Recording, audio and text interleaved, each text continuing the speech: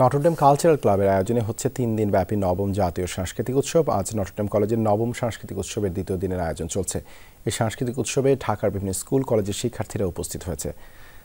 সাংস্কৃতিক অনুষ্ঠানের দ্বিতীয় দিনের আয়োজনে ছিল রবীন্দ্রসঙ্গীত, দেশাত্মবোধক, আধুনিক ও যন্ত্রসঙ্গীত প্রতিযোগিতা, একক নৃত্য, চিত্রাঙ্কন, আবৃত্তি প্রতিযোগিতা। এছাড়া দ্বিতীয় দিনের মূল আকর্ষণ ছিল বিট বক্স ব্রল। এছাড়া শিক্ষার্থীদের তৈরি করা দেয়ালিকার প্রদর্শনী করা হচ্ছে।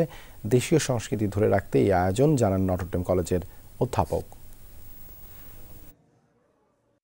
বাংলাদেশের যে প্রতিভা আছে সেই প্রতিভারা সংস্কৃতির সাথে নিজেদেরকে যেন আরো বিকশিত করে তুলতে পারে। আমরা চেষ্টা করি সাংস্কৃতিক ক্লাব হিসেবে বৈচিত্র্যটাকে আমাদের এই ইভেন্টের মধ্যে নিয়ে আসার জন্য। বর্তমান সময় দেখা যাচ্ছে যে মোবাইল প্রযুক্তির আসক্তির কারণে আমাদের তরুণ প্রজন্ম তাদের শেকড়কে ভুলে যাচ্ছে। তাই আমরা চাচ্ছি যে একটা সাংস্কৃতিক প্রতিযোগিতা আয়োজনের মাধ্যমে তাদের মধ্যে সংস্কৃতির বীজ রোপণ করতে। আমাদের যে নিজস্ব সংস্কৃতি রয়েছে সেটা অনেক সমৃদ্ধ। সেই সংস্কৃতিটার আলোতেই আসলে আমরা বাচ্চাদের একটু বড় করতে চাই।